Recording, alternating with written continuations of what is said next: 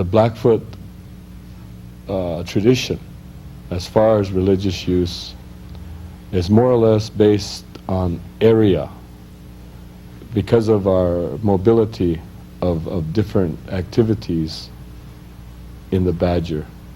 That's so sacred to us that now we have grandkids, and those grandkids are getting a feeling of how we use the Badger. When they grow to a certain age, they will all know that this is for them, it's for their safety as far as their spiritual being, many other things dealing with culture. The society that I represent is a very unique society. Everything that we do is very quiet. We know all of the rules that we have to live by. We do not need written law to tell us what we have to do in our association with our society and the area of land that we use. The brave dogs, or crazy dogs, however you could refer to them, are the direct helpers to our holy woman, the grandmother of our people, the woman that puts our holy tabernacle together, our Sundance. We see to it that her fire's going, we see to it that there's water there, we take care of all the work, all the physical work that has to be done as far as building this lodge. We also see that the camp is safe, that there's food, that we check through our dreams how we should determine the next campsite that we have to move. So there's a very important part of our culture that has to do with mobile activity. And wherever we choose, in the Badger, wherever it is in the mountains, that's strictly confidential to our own selves, dealing with our ancestors and the spirits of this earth. So this is what the conflict that comes about between our people and the Forest Service is, where we're based on a foundation of use that goes back 300 years plus. And the Forest Service, the people there that are asking us to define specific areas, which is impossible for us. It is something that we cannot do.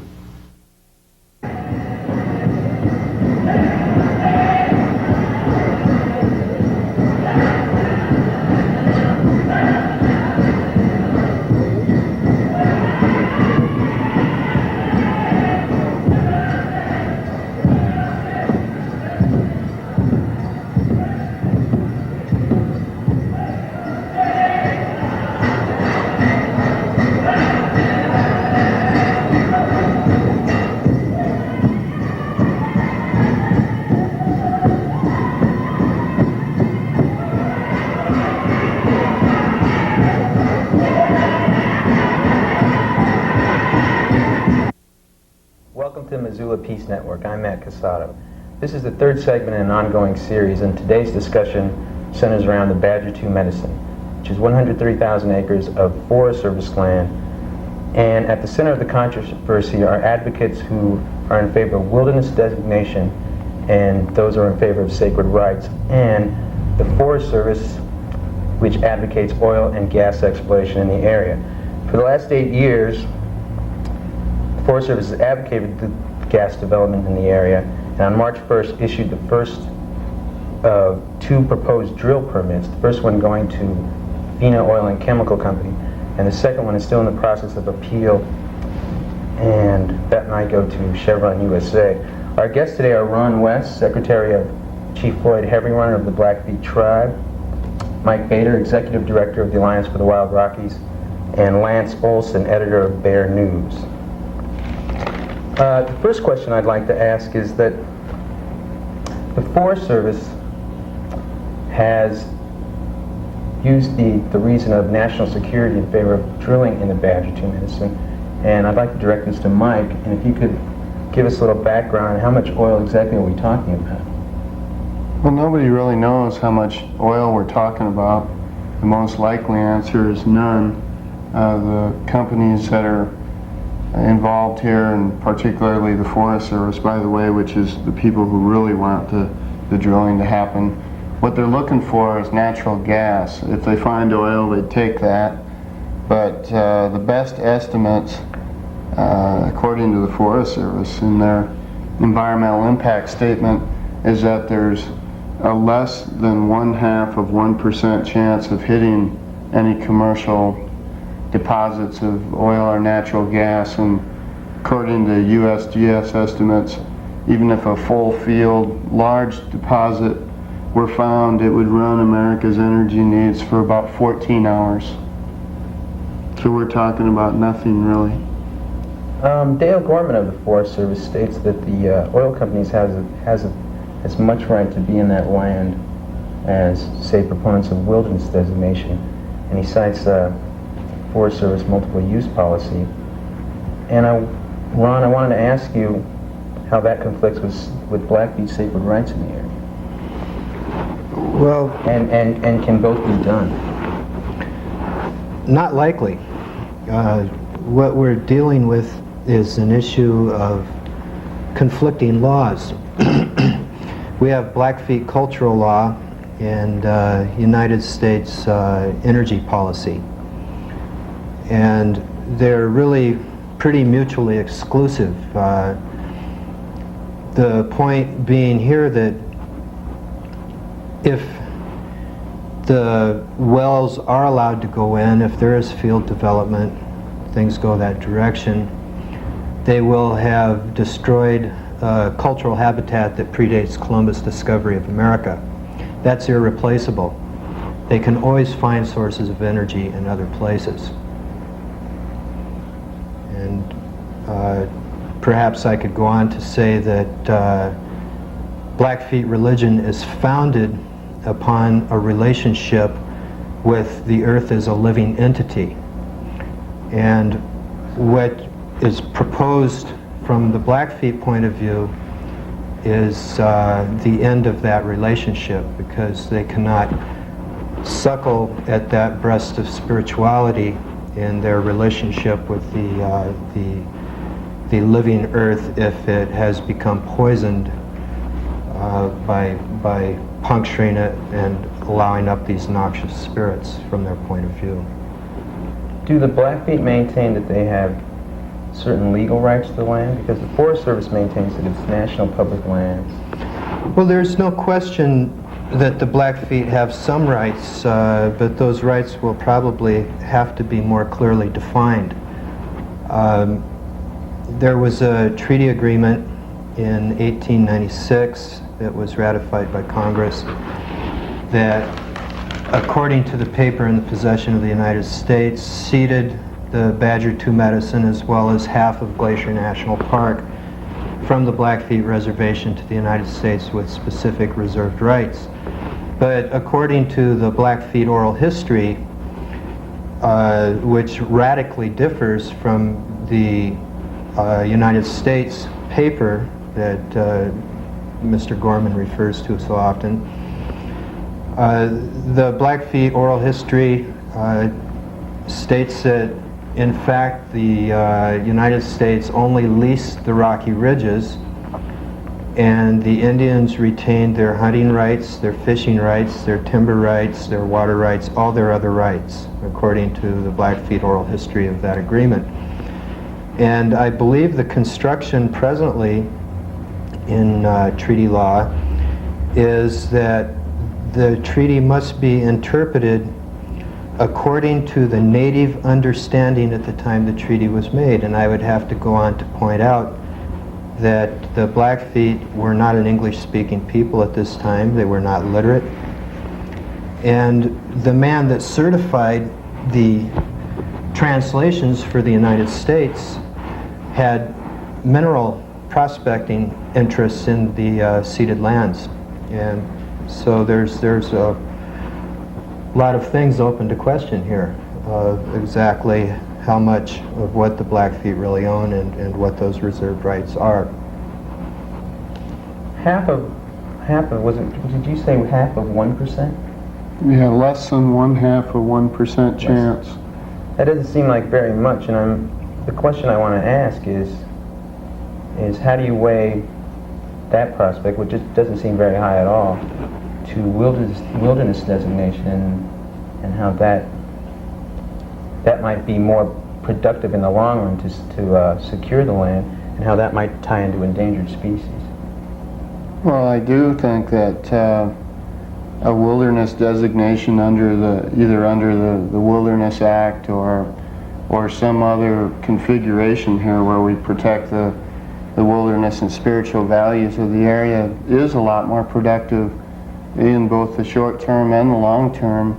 It's clear that that's what the area is most highly valued as. It's a natural area. It's been that way for thousands and even millions of years, and just looking at where it sits in that whole Greater Glacier National Park, Bob Marshall Wilderness ecosystem, it's a vital part of that. So those are the things that people go there to enjoy, to go to communicate with and be a part of and get recharged. And I don't see how anybody could be recharged by going to an oil well. There's lots of places that you can go be in front of an oil well, and why do we have to have that in the middle of the last pristine wilderness areas that are left on the face of the earth? It just doesn't show me any kind of productive thought process in place on behalf of the U.S. Forest Service. So we're looking at something that's sustainable, that's been self-sustaining for millions of years. Oil and gas development is not self-sustaining. It would literally rip apart the fabric that's in place up there. That's taken millions of years to evolve. And from the endangered species aspect, Lance could touch on that better than I, but it follows along the same lines. Specifically, what kind of endangered species are we talking about in the area? Well, I'm just most familiar with grizzly bears. There are wolves there. Grizzlies are listed as a threatened species, although it's arguable that they should be listed as endangered. But no matter what we call wolves or grizzly bears or other species, they're in trouble because they, like the native human populations, have been pushed into small reservations, which are their last toeholds on existence. And the freedom to move about those last pieces of land that support them is essential to their survival. And the oil, gas industry occupation of that land and the Badger 2 medicine would almost certainly be calamity. One road up to one well is not going to cause calamity for grizzly bears. But that's not what the energy industry is all about, and it's never been what they've all about. What they've been all about from the Arctic all the way down to the Rockies is to drill and drill and drill again until they hope to find something. In some areas they have drilled hundreds of times before they have decided that it's not profitable. In the Beaufort Sea in the north, they've just completed, given up on drilling in part of the Beaufort Sea after hundreds of drilling sessions over 20 years. We're talking calamitous impacts to a grizzly bear population that would be disrupted over and over and over and over and over again over a long period of time once the door to the industry was open and it could pursue its initiatives. Yet throughout all these actions, the Forest Service maintains an asserts that they can protect endangered species in this area. The Forest Service, certainly in the Badger 2 medicine. Well, the Forest Service has got a couple of problems. One is they've got a pathology of yes sir, can do. Kind of the tongue hanging out, eager to please guys. Yeah, we can do it. And in some senses, then, what you need to do is to keep in mind that their enthusiasm may impair their vision. Another one is that they operate under direct orders of the White House and the Congress. They're instructed to carry a party line, often with highly politically charged motivations. Not that the individual who mouths the words has got political motivations for himself, but highly politically motivated people impart the party line to the Forest Service and give them instructions on what is acceptable to say. Real credibility problem. In this particular area, do you think that the Forest Service is simply being yes men to the oil industry? Oh, absolutely. There's been a long documented case here where they put oil and gas above everything else, above the needs of the Blackfeet people, above the needs of the threatened and endangered species, and and on and on. It's just there could be no situation here, a proposal that could be more incongruous with what's going on there. But as Lance said, this is a wing of the administration. They follow those whims, and President Bush has articulated a national energy policy that's been described as drain America first. There's no stipulations or programs for conservation or energy efficiency. It's all, let's drill the last pristine areas of the U.S. first. We'll squeeze every last drop of oil or gas out of America before we even consider telling automakers that their cars have to be made to get more miles per gallon, or that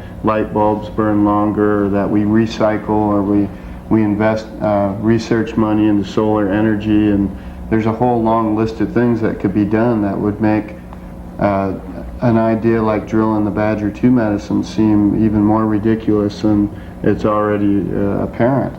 So that's the main problem here. Going back to a question you asked earlier about, the Forest Service saying we've obeyed the laws, we can do this, we can protect things. What they're doing is what we used to call in law enforcement as selective law enforcement, or selective law obeyance. And just for the sake of simplicity here, let's say we have some 200 land management laws out there that apply to this kind of situation. What the Forest Service does is find the 2 laws that favor their pro-drilling, pro-oil company agenda and say, we've obeyed the law, while totally ignoring the fact that they've completely violated the other 198. And that's the kind of situation that we have here. So creeds like multiple use are pretty hollow when you look at the whole spectrum of land management laws, and then more importantly the whole spectrum of realities that are out there on the landscape. Those are the things that they're ignoring, the interchange, the connection between this piece of land with all the surrounding wildlands that are there. They've ignored that and just chosen to pursue one narrow, extremely destructive agenda. They seem to cite the needs of the nation quite readily, and yet, Ron, you've stated in the press that this Forest Service has ignored the needs of the Blackfeet people concerning that land. Well, I can relate to what Mike was just saying about selective preference and the laws that they apply. And certainly they're using that means to an end to develop this area to the disadvantage of the cultural Blackfeet. Mr. Gorman most recently has acknowledged that the Forest Service has to comply with the National Historic Preservation Act. And yet he's citing an American Indian Religious Freedom Act court decision to justify pursuing oil and gas development in the Badger 2 medicine, and is largely skipping over areas of law, regulations, and most certainly ignoring the guidelines that are provided for them to comply with the National Historic Preservation Act, which would, if properly addressed, afford some protection to this area as a cultural habitat, based on the fact that the Blackfeet have gone there to pursue their cultural rights for exceeding 300 years. They have numerous historical ties to the area. George Bird Grinnell documented that the Blackfeet lived in these same foothills prior to the acquisition of the horse. So that sends it back quite some time. The man I work for, Mr. Heavy Runner, has acknowledged publicly that there are numerous grave sites in that area, and I know from my own ethnographic background that those grave sites and the dream questing and the Sundance and these other religious rites that they practice are all interrelated, and they're interrelated dependent upon the sanctity of that area being preserved. Now, according to the Blackfeet cultural law, if these areas are violated, it will visit disaster on the Blackfeet people. Now, whether that disaster will manifest itself in noxious hydrogen sulfide or stream sediments and dead fisheries or oil spills remains to be seen. We hope it certainly doesn't come to that, but there's no question that Gorman has selectively applied laws in a way that justifies his personal rationale and religious fever as to why the badger to medicine should be developed for oil and gas. And we take strong exception to his published invitations for the Blackfeet to remove their culture to the adjacent wilderness areas. We've provided him evidence that that will not work. He denies it. We provided him evidence. So it's a matter of how do you deal with the man's euphemisms and his selective applications of the law, his public disinformation campaigns. We catch him in contradictions all the time. But he doesn't seem to believe that anything's contradictory. Just as long as we let him have his way, that's all he'd like. The audience has viewed our empty chair here, and I should say that the Forest Service was invited to attend. We invited John Muma and Dale Gorman, and they sent us a letter saying that due to the fact that the issue was in the appeals process, it would not be advantageous for them to appear on the program. You've stated that the Blackfeet have used the area historically, though Dale Gorman doesn't agree with you. And in fact, if I can read a quote from Dale, the Blackfeet tribe were a plains tribe and did not use the mountains that significantly. And in the press, both you and Mike have accused Dale Gorman of, at the very least, misleading the public. Well, if we want to go on the basis of that quote right there, I'd have no problems personally calling him a liar. He's a public figure. I think that's covered under the First Amendment rights. But beyond that, I believe I'm right about that, because we provided him with a 1914 photograph of a Blackfeet medicine lodge. That is a Sundance, an authenticated photo from the National Archives, or National Park Service archives. What more do you want than a black and white? It's an excellent photo. It was a glass plate. It was the highest technology of the time. The Blackfeet Heritage Program has demonstrated that from the long ago in the Blackfeet creation story that Napi taught the Blackfeet people to go to these mountains to seek their dreams, to get their revelations, to guide them through the course of their lives. In the Blackfeet oral history, and it's been translated by Percy Bullchild, our late elder. I believe it's a volume called Where the Sun Came Down. It talks about Napi teaching the Blackfeet people to make flint knives in this very rocky mountain front. We also have stories of Napi and the Old Man River headwaters just to our north in Alberta, which is again the Rocky Mountain front. And so is Dale Gorman simply ignoring? Well, that's a nice way to put it. At the very least, he's ignoring our concerns, but he's also ignoring his own laws that he's required to comply with, and he's ignoring the information that we're providing to him that contradicts his statements. Now, what Dale will most likely tell you is the information we've given him is too general. What Dale would like us to do is go up and name off a few individual sites that he can tie a rope around, build a trail to, and in the meantime they'll let the bulldozers go around that. And those little roped off 50 square foot pieces will be National Historic Sites. We don't agree with that. The law takes into account that it can be evaluated as a district. The entire Badger 2 Medicine can be evaluated as a district.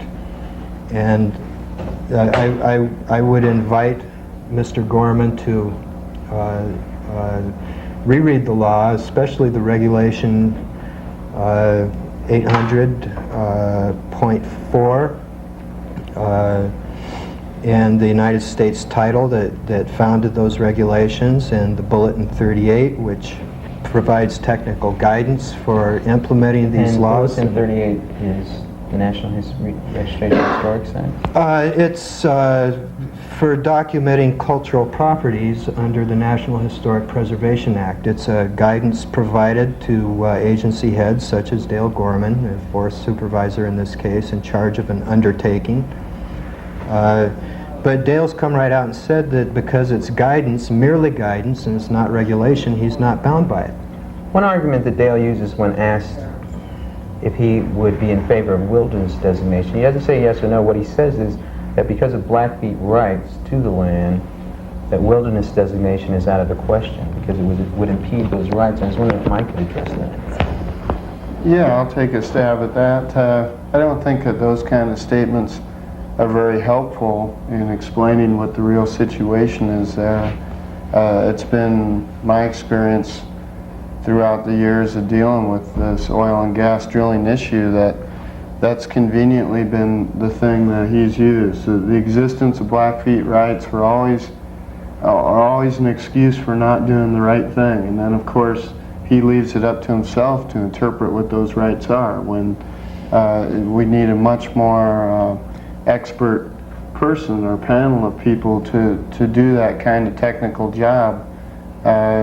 The rights he specifically speaks to, I believe, or what we've heard him say in the past, or that among the many reserved rights that the Blackfeet retained in the 1896 agreement was the right to go upon the land and cut timber, remove timber for domestic uses in schools and things like that. What he has repeatedly ignored is the fact that we've brought to his attention on numerous occasions legal precedent and existing law with the Taos Pueblo Indians, who had a piece of land revert back to the reservation ownership, the tribal ownership, and the area was designated under the provisions of the Wilderness Act with additional provisions that their treaty rights, very similar rights to gather wood and other uses, was specifically written into the legislation. So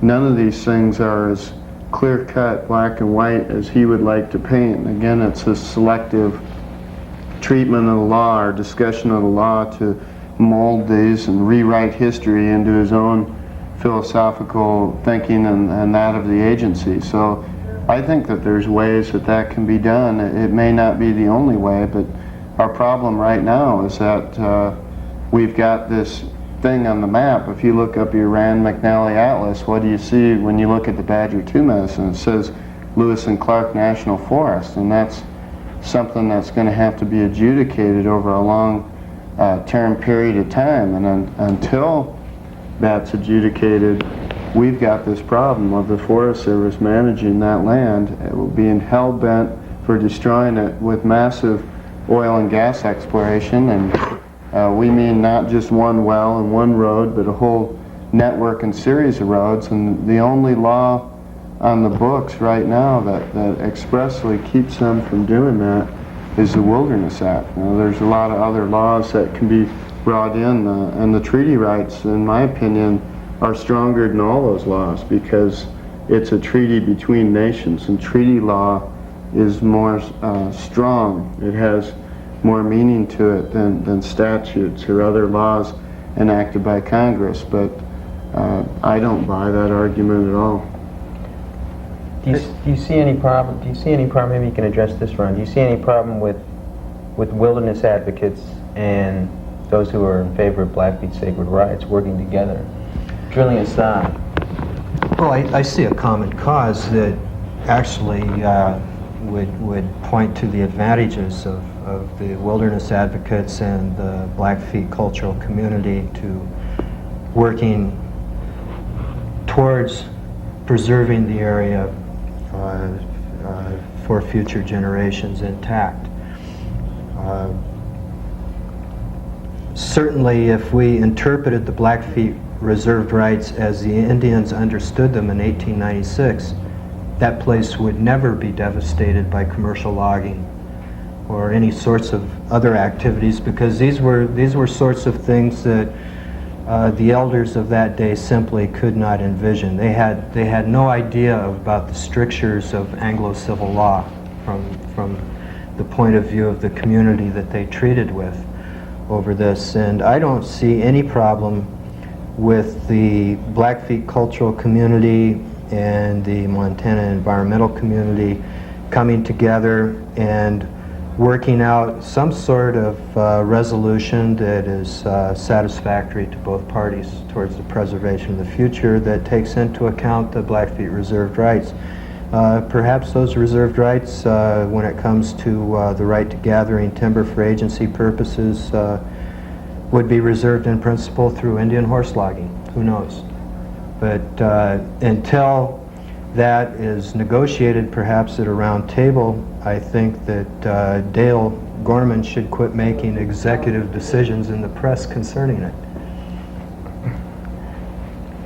Is it my understanding, is this correct, that the Blackfeet Tribal Council has recently issued a resolution stating in effect that they wish to reclaim that land?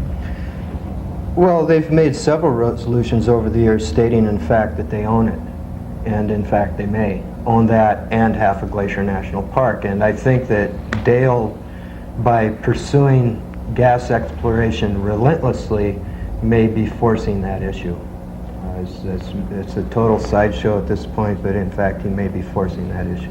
One of the concerns of environmentalists, I think, is that at some future date, if the Blackfeet did reclaim the land, at some future date, the tribal council could, in fact, vote for oil exploration in the land. And I was wondering how you can tie those safeguards in and also safeguard endangered species such as grizzly bears in the area. Well, there's not just grizzly bears and gray wolves. There's numerous raptors. There's probably the only known population of trout perch in the lower 48 states in there.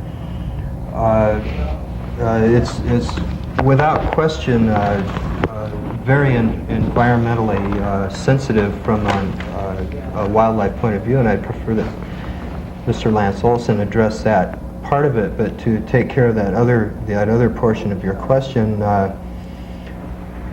Heavy Runner would, as a cultural chief, just as vigorously fight any tribal business council's plans to exploit the area for minerals or fossil fuels as he is presently fighting Dale Gorman's plans to exploit the area. And I know that we're not real comfortable with outright ownership in the hands of the Tribal Business Council because of the advocacy of certain people that we have no control over. For instance, the Bureau of Indian Affairs and their trust responsibility and their own emphasis on economic development. So there's a real danger there, and that's the danger that we've been trying to point out, is if you force this into a treaty confrontation and the Blackfeet Tribal Business Council wins that, will then the Department of the Interior, through the offices of the Bureau of Indian Affairs, go in and perform basically the same trashing of the land? We would hope not. And if Gorman weren't keeping Heavy Runner distracted, presently with his attempts to develop it, Mr. Heavy Runner's full attention would be towards his own tribal council and providing for future safeguards in the same respect. It's unfortunate that Mr. Gorman isn't here, because to hear you gentlemen talk, the issue seems pretty black and white. We have good guys, if I can say this, we have good guys and we have bad guys. If I can address the grizzly bear issue, is the Forest Service responsible enough to take care of these species in the area? Or anywhere in the United States, in your opinion? Or does commercial development come first? Wait a minute, you've already asked me a long enough question. I'm having to pause to think about how I'm going to reply to that first part of it. The Forest Service is a player in a complex situation. is not entirely responsible for the decisions that it makes. And it faces particularly complicated biological situation on the Rocky Mountain front, because we're looking at, just in terms of vertebrates, backboned creatures alone, something over 280 species, each of which can be affected by some part of oil and gas exploration. So we've got some biological complexity here. Hard to adjust to the needs of all of these interacting species for space and access to food and the freedom to move about in order to meet their survival needs. Then you've got a complex situation that many farmers in your audience are going to recognize. You've got a program that is caused by federal government intervention. Farmers realize that many times, because of government intervention, they have no choice but to farm the farm program rather than to farm their land as they know they ought to farm it. The farm program can vacillate wildly, and it makes farmers change their practices to tie them into the federal treasure chest. The oil companies partly want to drill in areas like this because they have tax incentives to do. Rather than tend to the needs of the energy industry, they have to drill the federal oil program. There's a high tax incentive. Taxpayers all across the country are asked to subsidize an interventionist central government control of the energy industry. So you've got central government steering the industry to these most sensitive areas, which happen to be under the jurisdiction of an agency called, in some cases, the United States Forest Service.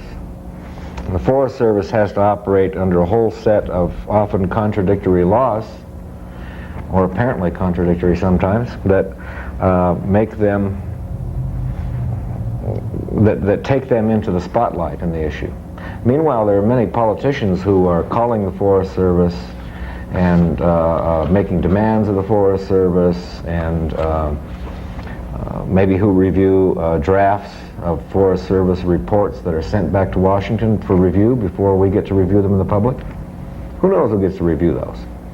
But when a final impact, up to the point that a final environmental impact statement is issued, the public is not allowed to review the working papers and the other documents that led up to its completion. Only after the job is already done can you go back and request all those documents and see what they sent to Washington and how it survived that review in Washington and came back. There are a lot of people who've got their hands in this mess, and it's not like the Forest Service is all good guys or all bad guys. I happen to believe that there are some very bad guys in the Forest Service, but I happen to believe also there are some very good guys and good women and you know, whatever in the Forest Service. It's not like you can say that the Forest Service all operates with like mind, that it's like our society as a whole. It has a bunch of different people in it who all advocate for their point of view, but mostly they take orders from Washington. That's where most of the bad guys are too. Yes. It's this top-down planning of the Forest Service that's the biggest problem, where you don't get this kind of ground-up information that you'd like to see. And you know, one of the things I wanted to point out about this whole process, where we've gone through an EIS, we've gone through EAs, appeals, everything, and so many facts have come out, but the one thing that's not coming out as clearly as it should is just the abysmal performance the Forest Service done on public involvement, and then listening to that public involvement. Like, they're going through it as part of jumping through a hoop. The law says we have to, so we'll have a scoping meeting. Then we'll do an EIS, and you can submit your comments, but we won't pay any attention to them. But we'll document them, and it's just kind of this little hoops that we go through. And if you look at the comment record on this particular case, 95% of the people who commented were totally opposed to any kind of drilling at all.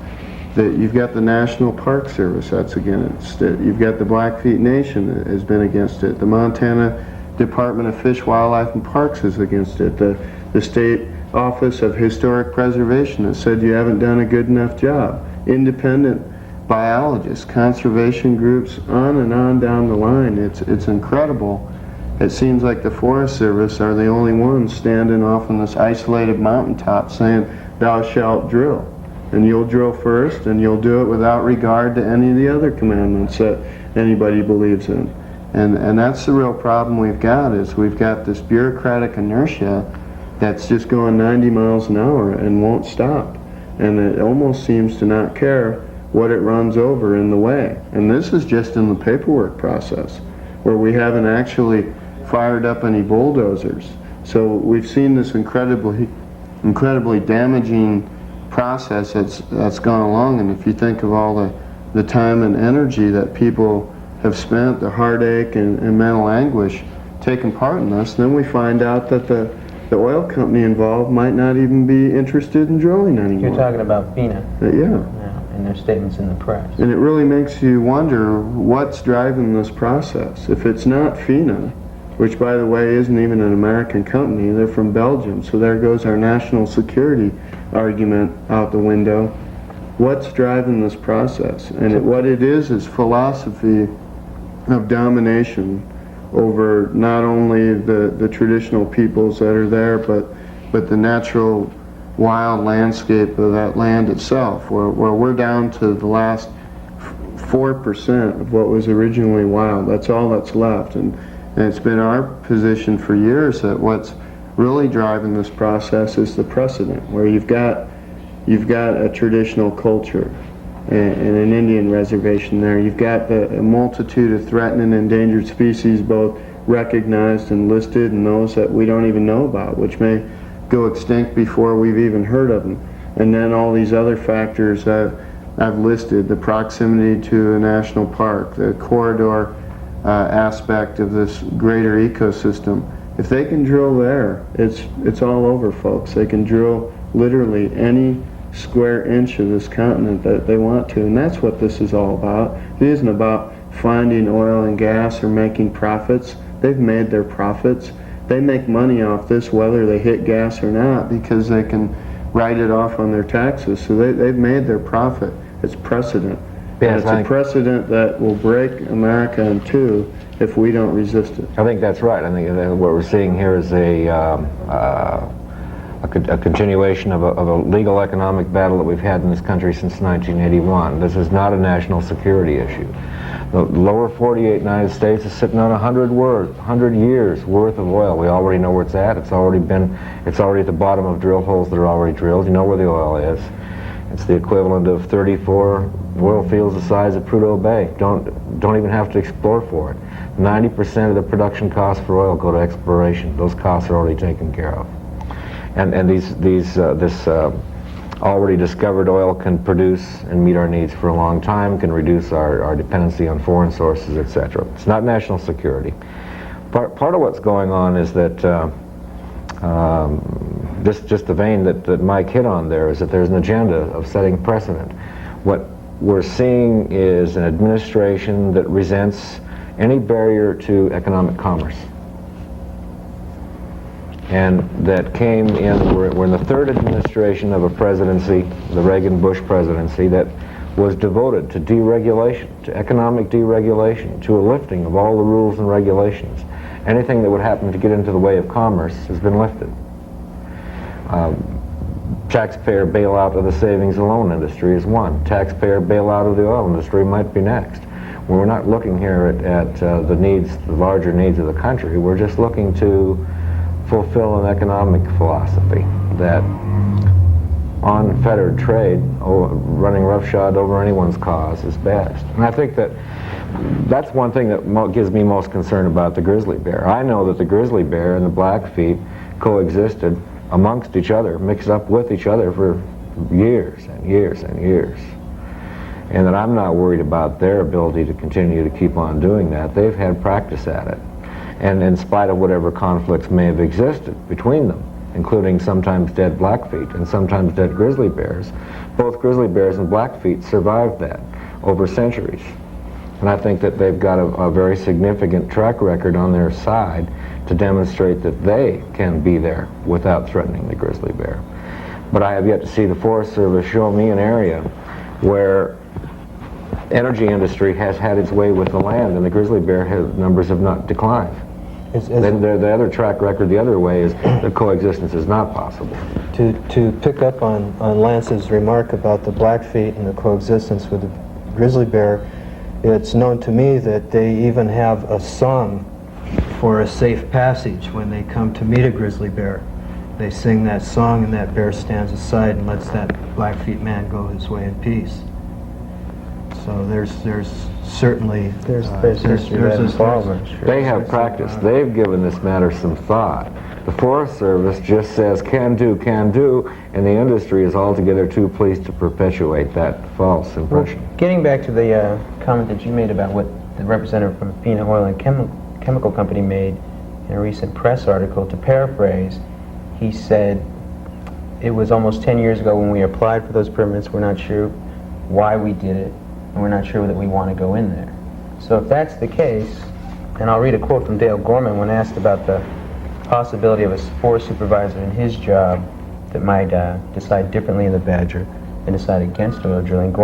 Dale said, "First of all, a person with those views would never get this job, and if they did, they wouldn't keep it very long."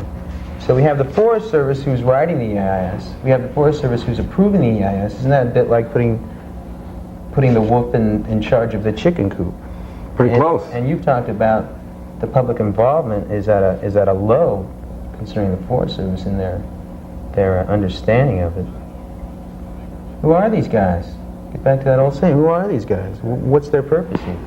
Well, to quote Bearhead Swaney at one of these big rallies we had several years ago, he said the goal of the Forest Service is to become the largest oil company in the world. and I don't think he's too far off the mark there. If you look at their record on oil and gas leasing, where literally, if they have their way, they'll lease every forest wall to wall, boundary to boundary. And I think that their purpose really is not so much an agenda to get oil wells in there per se. In this case it is, but the goal is to get the area under management, and they want control, they want discretion, and it's really an ego trip, a power trip where, as Lance said, we're right, we can do it, trust us, we're the professionals. And any encroachment on that little kingdom or empire they've got set up out there on the landscape is a personal attack to them. So their idea is getting the land under management. That means building roads, having administrative cabins, places that they can drive, and God forbid that one of these fellas would ever have to get out of their pickup truck and take a hike through the woods. I mean, off the beaten path and out into where the forest really is and where things are happening. So that's what I think the real purpose of the Forest Service is to have complete physical control over that land, to dominate it, manipulate it for any outcome that they desire, rather than just letting that natural ecosystem be and take care of itself as it's done forever without any help from us. Those are what we're looking at. Those are the two alternatives here: to have a completely shackled, imprisoned ecosystem that's missing most of its parts, a nice shiny car with no engine or spark plugs or alternator or fan belt, or a beautiful natural thing that just lasts forever. Let me just add to that one thing, Ron. Unfortunately, again, Mr. Gorman isn't here, so we're stuck with his quotes. And here's another quote, dealing with just what you said. "The Forest Service is in the business of providing opportunities on the lands that are open for oil and gas exploration to allow companies to drill." You'd like to comment on that, Ron? Well, and I'd just like to say we're down to a few more minutes, so we could yeah, wrap it up. What's especially nefarious in this particular case is they may be in the business of allowing oil and gas companies to drill, but they should not be in the business of allowing oil and gas companies to drill at the expense of living Aboriginal cultures. This is the sort of human rights violations that the United States decries around the world, and especially in the rainforests of the Amazon presently.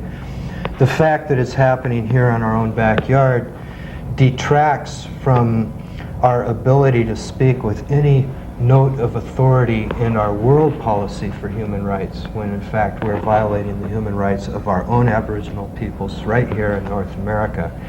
And it's a sad day for the history of this country. We've not gotten over the genocidal policies that have been aimed at this Native American community for the past 200 plus years, and still the theme is economic development and the sacrifice of native cultures. It hasn't gone away. That's sad. We're about to wrap it up. Lance, do you have anything else you'd like to add? Yeah, the economic development line is false and hollow. It's what happened here is you commit these leases, and now the Forest Service says that the area is the property of the companies that have it, and we'll have to bail them out in order to get the land back. It's another raid on the taxpayer. The economic development thing falls apart too when you look at that. Mike, any last comments?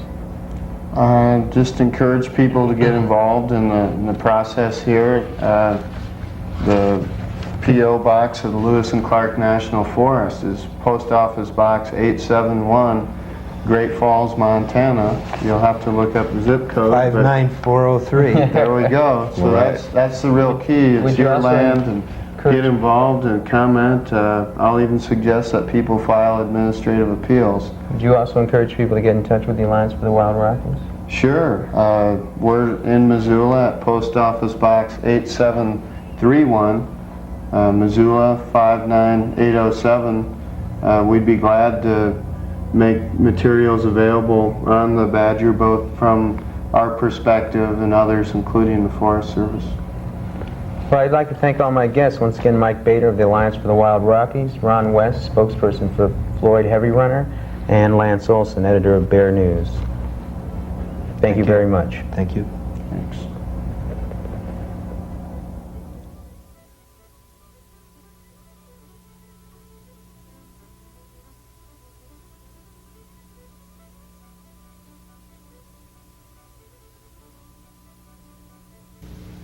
Right now, the United States and other countries are involved in a very serious crisis in the Gulf. We as Blackfeet people are affected by this also. We have some very fine young men, families that I respect very much, that have sons on the front lines in Saudi Arabia. From our community, we all vote, we all determine ourselves to make this decision in support of our young men that are putting up their lives, that are standing on the front lines. We give them our support, our spiritual support. We have no choice. The honor that we have for our sons is very great, the ties that we have with our families. There they are in a foreign land, defending the interests of the United States. Then on the homeland, we have to stand and defend our interests against these same people that we're helping to defend.